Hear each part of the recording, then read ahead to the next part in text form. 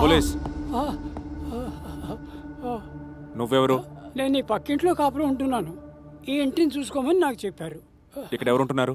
Excise officer Vijayamohan గారు. బాడీకి ఆయన ఎక్కడ? వాళ్ళు ఊరికి పోయారు సార్. ఉత్తరాదిన ఎక్కడో.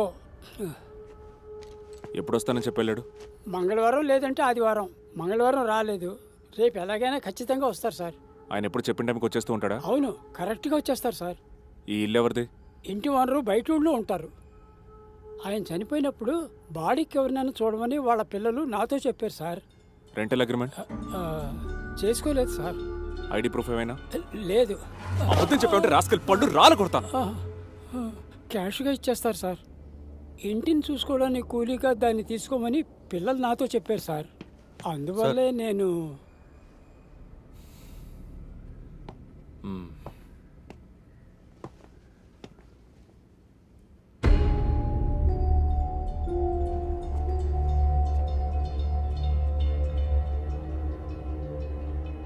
వీళ్ళలో ఎవరు వాడు?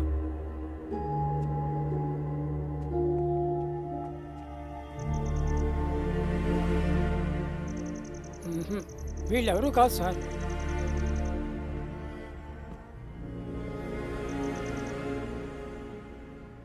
తెల్లగా పొడుగ్గా ఎడం చేతి మీద మచ్చ ఉంటుంది. కరెక్ట్. ఆయనే విజయమోహన్ గారు.